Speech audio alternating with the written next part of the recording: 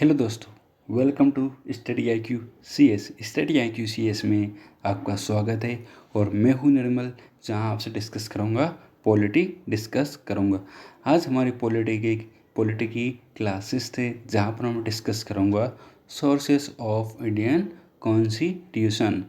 अब देखिए, ये पिक्चर देखिए, कितना प्यारा है, कितनी प्यारी पिक्चर है, जहां पर हमारे भीमराव अंबेडकर जी भारत के राष्ट्रपति को क्या दे रहे हैं? भारत का कॉन्स्टिट्यूशन दे रहे हैं। क्या दे रहे हैं? भारत का संविधान दे रहे हैं। कौन? हमारे भीमराव अंबेडकर।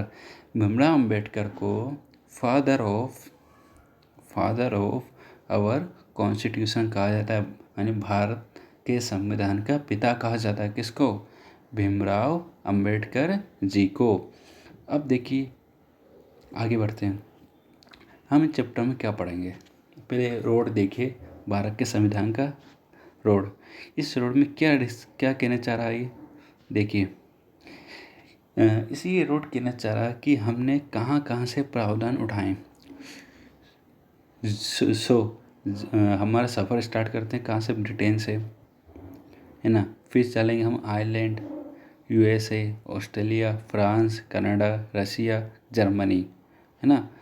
इन सब से क्या लिए हैं? हमने प्रावधान उठाए। और कहाँ से उठाया? साउथ अफ्रीका और जापान से भी उठाए। यह है हमारा चैप्टर 4, जहाँ मैं डिस्कस करने जा रहा हूँ सोर्सेस ऑफ इंडियन कॉन्स्टिट्यूशन।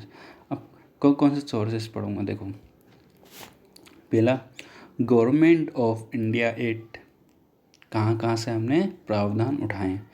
दूसरा, अमेरिका के संविधान से, है ना, ब्रिटिश के संविधान से, कनाडा के संविधान से, आयरलैंड के संविधान से, ऑस्ट्रेलिया के, है ना, यूएसएसआर के, साउथ अफ्रीका के, जर्मनी के, फ्रांस और जापान के संविधान से हमने क्या क्या प्रावधान उठाए, उन सब के बारे में हम आज पढ़ेंगे। सबसे पहले मैं स्टार्ट करता हूँ गवर्नमेंट ऑफ इंडिया एक्ट 1935, यानी भारतीय शासन का अधिनियम 1935। इसमें से हमने क्या क्या लिया है वो देखिए। यहाँ से हमने लिया है संघीय स्कीम।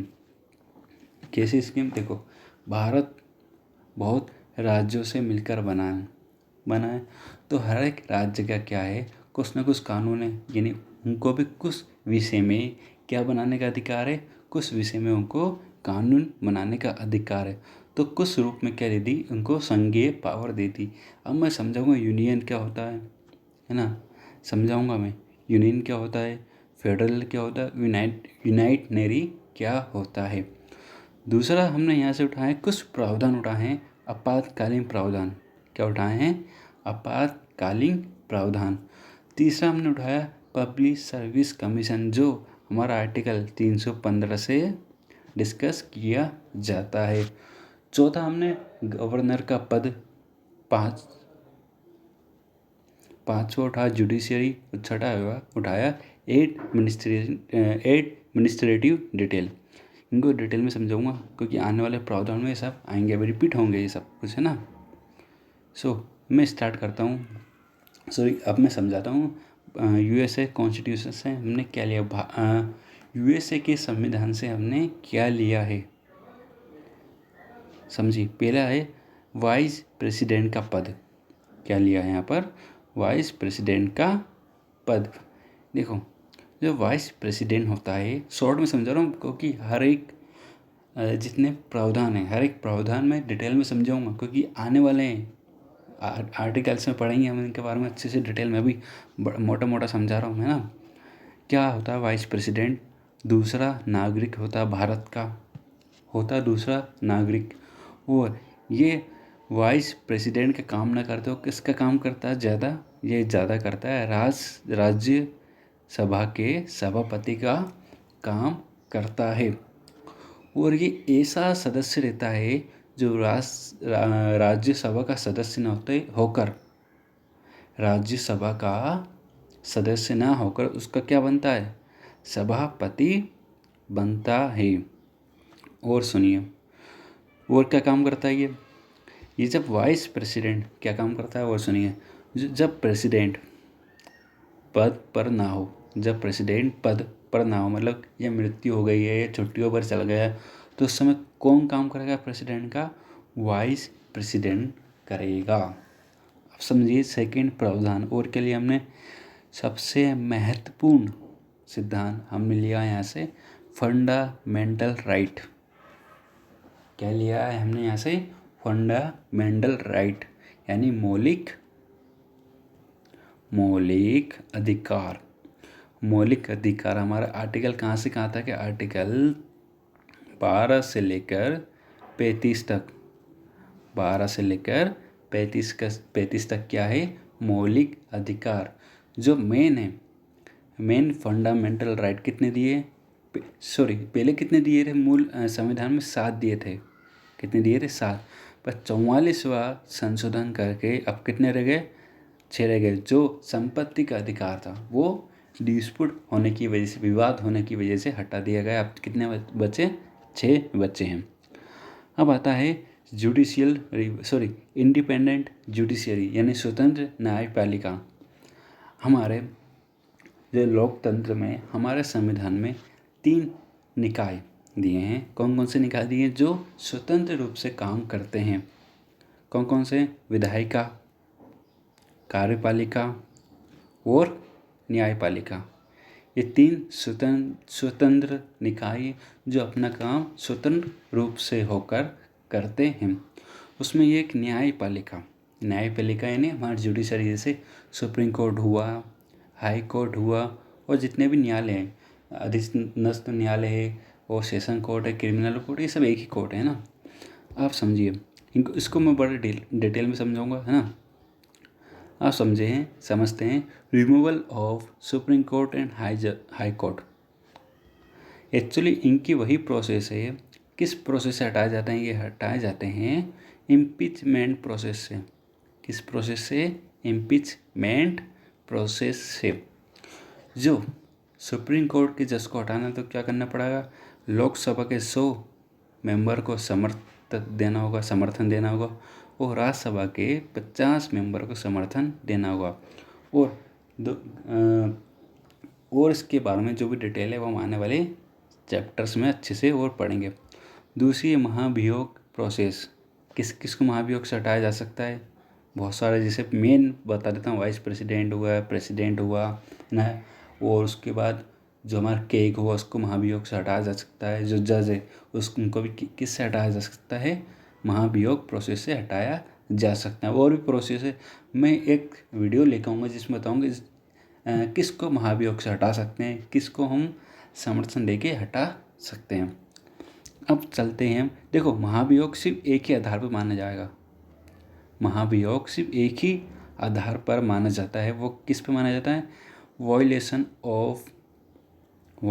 ऑफ कॉन्स्टिट्यूशन के आधार पर, यानी भारत के संविधान का उल्लंघन के आधार पर ही क्या लाया जा सकता है? इम्पीचमेंट लाया जा सकता है। बाकी सब बेकार की बातें हैं कि पसंद नहीं आ रहा, ये नहीं आ रहा, वो नहीं आ रहा। यदि प्रेसिडेंट ने कैबिनेट की ना सुनी तो क्या ला सकते हैं? वो इम्पीचमेंट प्रोसेस ला सकते हैं इजीली। क्यों? क्योंकि उनके पास क्या है? समर्थन है ना। अब वो आगे बढ़ते हैं, है ना। अब हम चलते हैं ब्रिटिश कॉन्स्टिट्यूशन के ऊपर, जिसने बहुत ही ज़्यादा प्रभाव किया है। देखो थोड़ा और समझ लो यूएस कॉन्स्टिट्यूशन के बारे में, कुछ बातें बताना भूल गया। और क्या क्या लिया था हमने यहाँ से लिया था PIL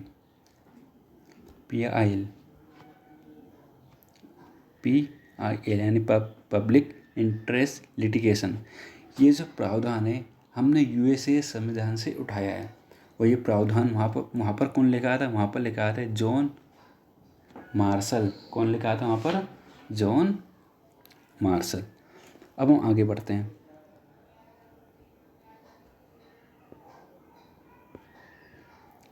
अब पढ़ते हैं ब्रिटिश संविधान के बारे में। ब्रिटिश संविधान से हमने क्या क्या प्रावधान लिए वो देखते हैं।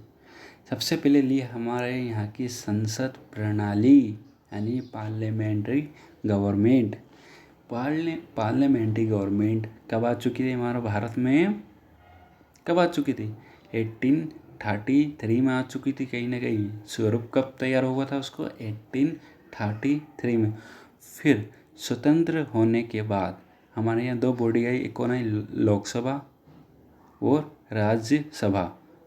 कौन कौन सी सभा है, लोकसभा और राज्यसभा। अब चलते हैं बाई कैमरल। हर एक राज्य में चाहे वो केंद्र हो या फिर राज्य हो, दोनों जगह क्या है, द्विसदन सदन है। यानी सभी में नहीं है, पूरे राज्यों में नहीं है, मात्र 6-7 राज्यों में भी क्या है, द्विसदन सदन है। कौन कौन सी सदन, या तो लेजिस्लेटिव असेंबली या फिर लेजिस्लेटिव काउंसिल, विधान परिषद और विधान सभा। और केंद्र में कौन सी है, वही लोकसभा और राज्यसभा। दूसरा आता है यहाँ पर, तीसरा है विधि का शासन।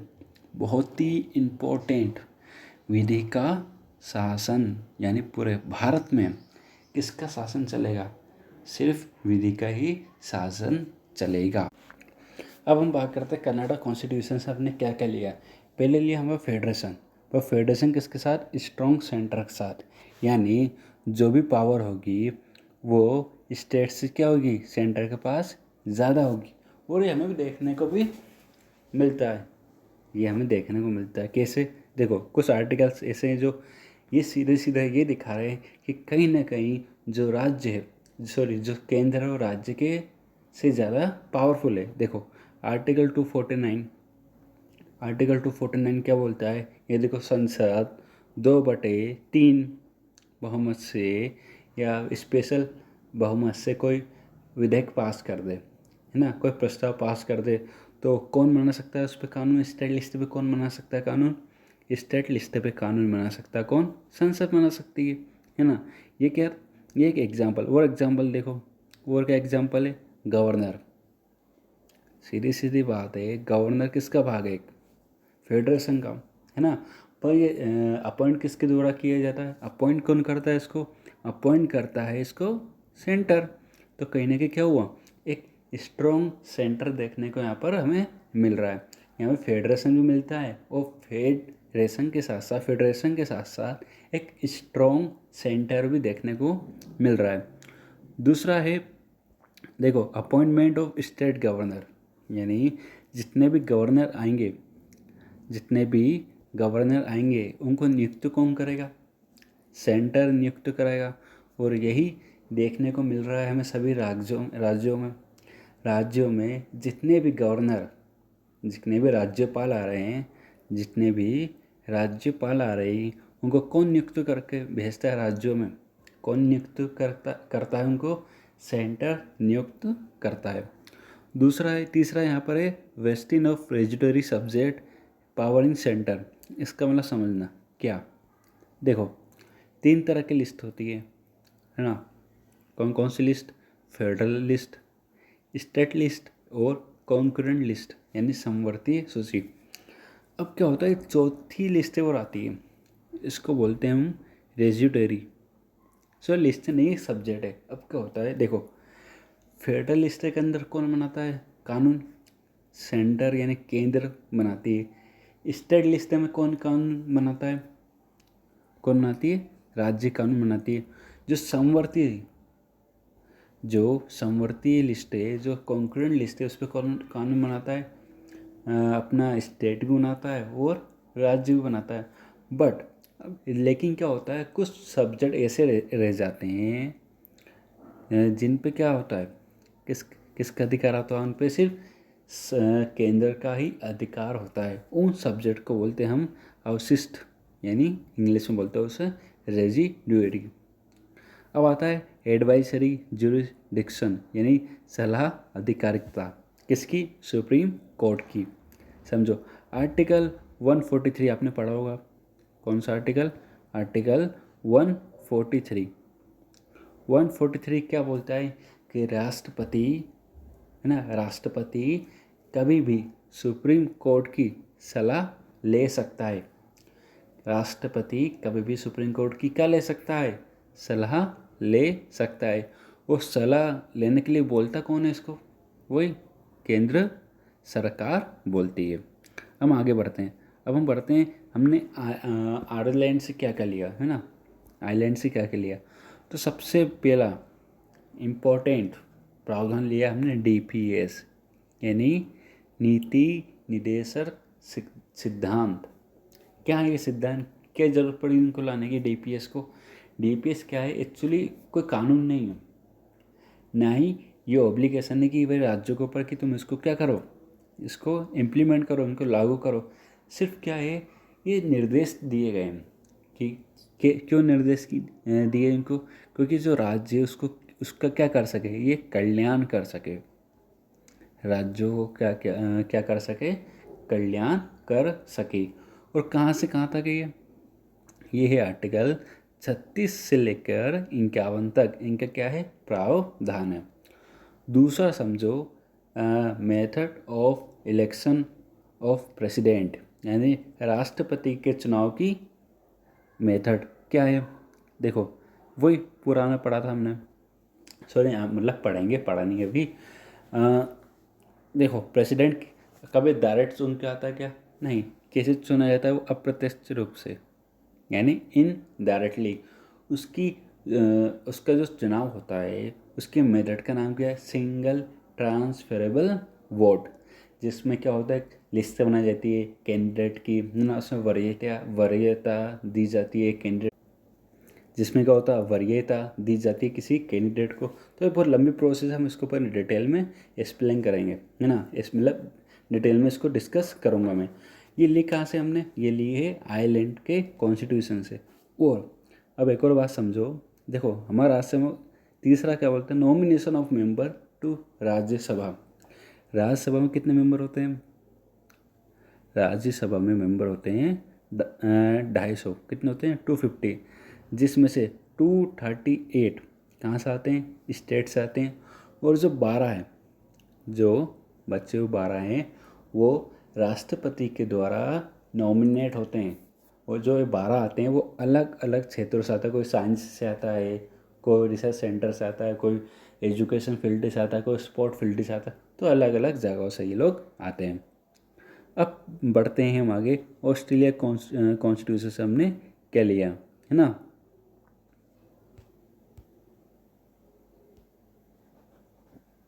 अब हम आगे बढ़ते हैं, हमने ऑस्ट्रेलियन कॉन्स्टिट्यूशन से क्या लिया। हमने ऑस्ट्रेलियन कॉन्स्टिट्यूशन से लिया पहला प्रावधान लिया कॉन्ग्रुएंट लिस्ट। क्या लिए, कॉन्ग्रुएंट लिस्ट। क्या होती है कॉन्ग्रुएंट लिस्ट, ये ऐसी लिस्ट है जिसमें ऐसे विषय रहते हैं, ऐसे सब्जेक्ट रहते हैं जिन पर कानून बनाने का अधिकार किसको रहता है, राज्य सरकार को रहता है। किसको रहता है, राज्य सरकार को। बट राज्यसभा चाहे तो इस पर कानून बना सकती है। कैसे बना सकती है राज्यसभा कानून, यदि यदि यदि 2/3 विशेष बहुमत से कोई प्रस्ताव पारित कर दे तो 1 साल तक, कितने साल तक, 1 साल तक राज्यसभा इस पे कानून बना सकती है।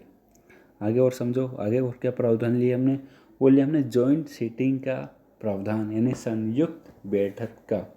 इसी ज़रूरत क्यों पड़ी, क्यों लिया गया हमने, देखो जो कॉन्स्टिट्यूशन मेकर थे, जो संविधान के निर्माता रहे, उनको पता था कि आने वाले भविष्य में किसी विधेयक को लेकर दोनों हमारे संसद है उनको लेकर उनमें क्या होगा, विवाद उत्पन्न जरूर होगा। क्या होगा, विवाद उत्पन्न। अब विवाद को कैसे सुलझाएं हम, तो उन्होंने क्या सोचा कि क्या लिखा था, हम जॉइंट सीटिंग के प्रावधान लिखा था। इससे क्या होगा, इससे मैं बताऊंगा क्या होगा। पहली बात तो देखो, मैं बताता हूँ क्या होता है। इसको रखा गया आर्टिकल नंबर 108 के अंदर रखा है। इसमें क्या होगा, यदि कोई, मान लो ये लोकसभा है और ये राज्यसभा है, यदि कोई बिल लेकर आया, मान लो मुझे बिल लेना है कि स्टडी आई को एक राष्ट्रीय मान्यता मिल जाए, मैं एक बिल लेकर आया मान लो, तो बिल क्या हुआ, लोकसभा ने पास कर दिया पर राज्यसभा में अटक गया। मान लो राज्यसभा में लेकर पर लोकसभा में अटक गया, ये दोनों ने कहीं ना कहीं किसी भी प्रकार से अटका दिया बिल, तो क्या करेगा प्रेसिडेंट इस मामले में प्रेसिडेंट क्या करेंगे, जॉइंट सीटिंग बुलवाएंगे। क्या करेंगे, जॉइंट सीटिंग बुलवाएंगे। किस आर्टिकल के तहत, 108 के तहत, यानी और उस जॉइंट सीटिंग को चेयर कौन करेगा, उसकी उसका अध्यक्ष कौन बनाएगा? तो उसका अध्यक्ष वही बनाएगा जो लोकसभा का स्पीकर है, वही बनाएगा जो क्या है, लोकसभा का स्पीकर। चलो अब तीसरे प्रावधान की ओर बढ़ते हैं। तीसरा प्रावधान क्या है? Freedom of trade commerce with in the country among state, यानी जितने भी भारत में जितने भी राज्य है, भारत में जितने भी राज्य है उनको राज्यों के अंदर एक राज्य से दूसरे राज्यों में, एक राज्य से दूसरे राज्यों में क्या करने का अधिकार है? व्यापार करने का अधिकार है। वो व्यापार करने से है ना कोई केंद्र सरकार नहीं रोक सकती। आपने देखा होगा अभी व्यापार चलता है, कोई सामान एक्सपोर्ट करता है दूसरे राज्यों से या फिर इंपोर्ट करता है ना, कहीं प्रोडक्शन कहीं और होता है बट मार्केटिंग कहीं और होती है। तो ये फ्रीडम हमने कहाँ से ली? ये वाली फ्रीडम ली हमने ऑस्ट्रेलिया के कॉन्स्टिट्यूशन से। अब आगे बढ़ते हैं। अब हमने यूएसएसआर के संविधान से क्या क्या लिया? सबसे महत्वपूर्ण सिद्धांत यहाँ से लिया हमने, फंडामेंटल ड्यूटीज़। क्या लिए? फंडामेंटल ड्यूटी यानी मौलिक कर्तव्य। हमारे कुछ मौलिक कर्तव्य है, जैसे हमारे राष्ट्र की अखंडता बनाए रखना है ना, संविधान का सम्मान करना है ना, देश की रक्षा करना है, ऐसे बहुत सारे 11 दिए। मैं फंडामेंटल ड्यूटीज़ में आपको पढ़ाऊँगा। सेकेंड है idea of social economic and political justice in preamble. हमने प्रायम्बल पढ़ा था है ना, जिसमें सबसे पहले पॉइंट जस्टिस की बात करता है। कौन कौन सी जस्टिस? सोशल यानी सामाजिक न्याय की बात करता है, आर्थिक न्याय की बात करता है और राजनीतिक न्याय की बात करता है। देखो समझो, थोड़ा बहुत समझ लो। मान लो सोशली यानी समाज में आपको किसी भी प्रकार से कोई वंचित किया हो रहा है या फिर आपके ऊपर अत्याचार हो रहा है, तो आप इसके खिलाफ कहाँ जा सकते हो? इसके खिलाफ आप जा सकते हो सुप्रीम कोर्ट। यदि इकोनॉमिकली यानी आर्थिक रूप से आप पर अत्याचार हो रहे हैं तो आप कहाँ सकते हो? सुप्रीम कोर्ट, हाई कोर्ट, किसी भी न्यायालय में जा सकते हो। यदि राजनीतिक रूप से हो रहा तो फिर भी आप किसी भी न्यायालय में जा सकते हो। यानी क्या है, आपको ये अधिकार कहाँ से लिया हमने? यूएसएसआर कॉन्स्टिट्यूशन से। इसमें सिर्फ एक ही ध्यान रखना, फंडामेंटल ड्यूटीज़, ये ज़रूर ध्यान रखना। और हाँ एक बात और सुन लो, फंडामेंटल ड्यूटी किसकी कमेटी की सिफारिश पे लाई गई थी? स्वर्ण सिंह कमेटी। कौन सी कमेटी? स्वर्ण सिंह कमेटी। चलो अब आगे बढ़ते हैं।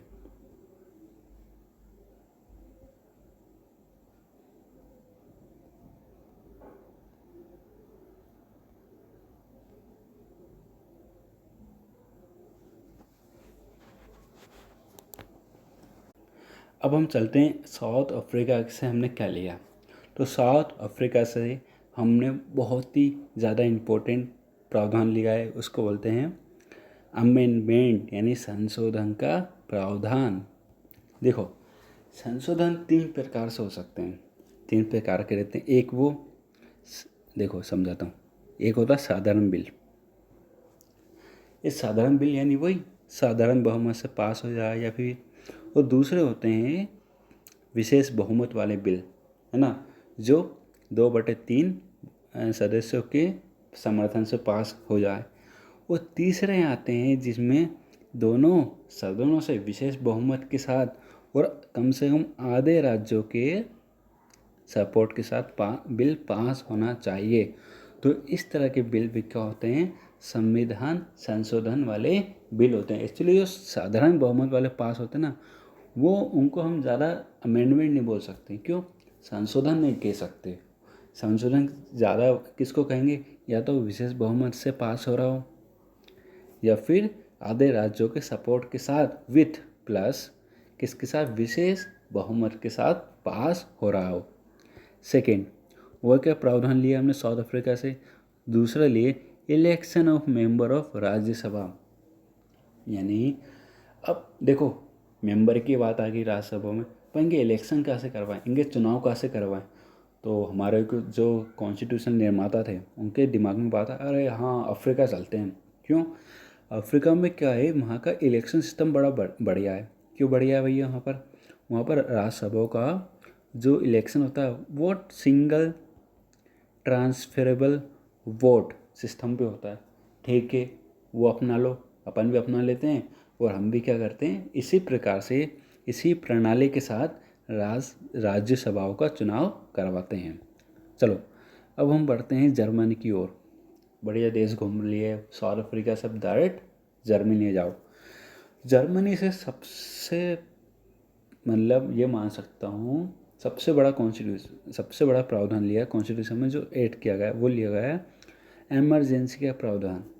आपको लग रहा हो कि सर सभी में सबसे बड़ा बोल रहा है कि सबसे महत्वपूर्ण, सबसे सारे प्रावधान बहुत ज़्यादा इम्पोर्टेंट है ना, सभी कहीं ना कहीं बहुत ज़्यादा इम्पोर्टेंट है। अब जर्मनी में जाओ। जर्मनी से क्या लिया हमने, जर्मनी से लिया हमने एमरजेंसी प्रोविज़न। बट क्या लिया, जब इमरजेंसी लगेगी तो कुछ फंडामेंटल राइट को हम क्या कर देंगे, सस्पेंड कर सकते हैं। और ये देखो क्या होता है, ये जब संविधान निर्माता बना रहा होगा हमारा संविधान, तो उनके बाद में आ गई होगी भैया, क्या बात आ गई उनके माइंड में कि भैया अपन इमरजेंसी लगा रहे हैं, तो इमरजेंसी में लगाएंगे तो फिर फंडामेंटल राइट का क्या हुआ, जनता तो चल जाएगी सुप्रीम कोर्ट, हाई कोर्ट कि भाई साहब आपने लिखा हुआ है इसमें कि हमारे साथ कोई वायलेशन करेगा तो हम चल जाएंगे।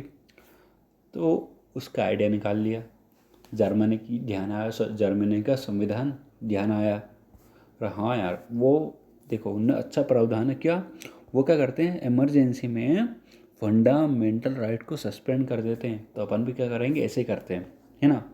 तो उन्होंने क्या करा, कुछ आर्टिकल लो इमरजेंसी में क्या कर दिया जाएगा, हटा दिया जाएगा। कौन कौन सा आर्टिकल है, आर्टिकल 19 हुआ, आर्टिकल 20 हुआ। तो ऐसे कुछ आर्टिकल्स है बहुत सारे जिनको क्या कर दिया जाएगा, हटा दिया जाएगा। हटाना मतलब हमेशा के लिए नहीं, जब तक इमरजेंसी लगी जब तक हटा दिया जाएगा। अब आता है फ्रेंच रेवोल्यूशन, सॉरी फ्रेंच कौन संविधान, फ्रेंच का संविधान।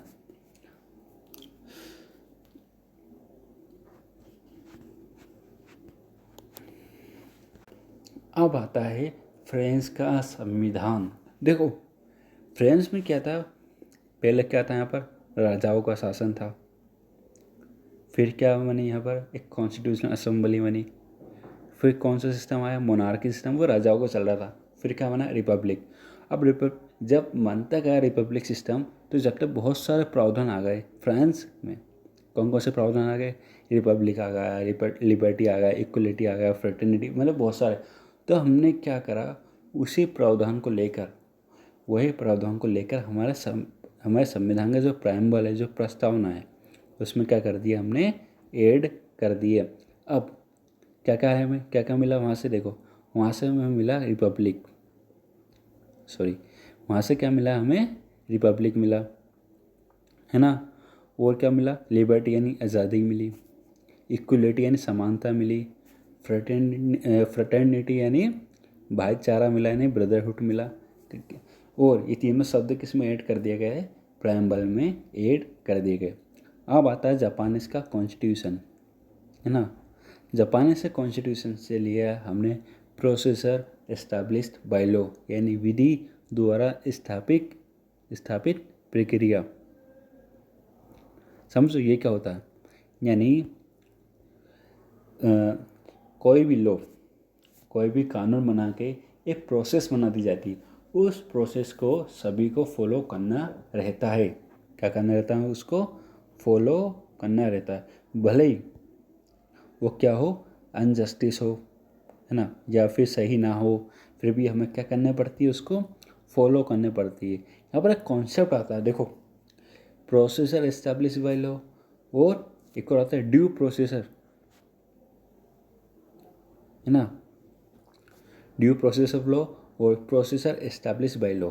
दोनों में अंतर क्या है, ड्यू प्रोसेसर लॉ एक्चुअली वहाँ के प्रोसेसर एस्टैब्लिश बाय लॉ का, कैसे, मान लो कोई कानून बनाया, अब कानून क्या बनाया, कानून बना दिया भाई साहब, कल से यदि आपने 1000 से ज़्यादा कदम चले तो क्या हो जाएगी, आपको अरेस्ट कर लिया जाएगा। तो वही अब उसका क्या होगा, वो मतलब एक गांव से दूसरे गांव जाता है, वो अरेस्ट कर लेंगे उसको। तो ये क्या है, कैसे कानून है, अच्छा कानून है बुरा कानून है, कहीं ना कहीं क्या है, बुरा कानून है। तो अब देखो ये बुरा कानून, तो इसकी आवाज़ कहाँ उठाएंगे अब हम। देखो ये लॉ है जो किसके द्वारा स्थापित किया, विधि के द्वारा, है ना, विधि द्वारा स्थापित प्रक्रिया, तो हम इसके खिलाफ कैसे जा सकते हैं, जा ही नहीं सकते ना अब। तो फिर सुप्रीम कोर्ट ने क्या करा, 1970 दशक की कहानी है, 1970 के दशक की कहानी है।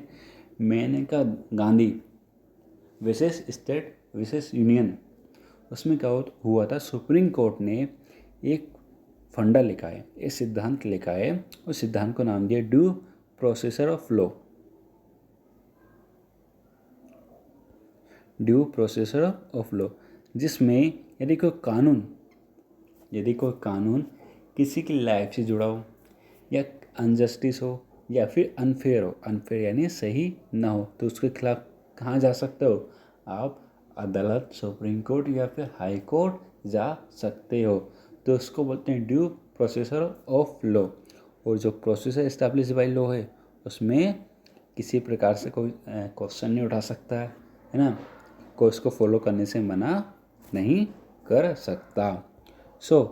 ये थे हमारे सारे प्रावधान, है ना, हमने सारे लगभग कंप्लीट कर लिए, यदि कोई रहेगा तो मैं बाद में बता दूंगा।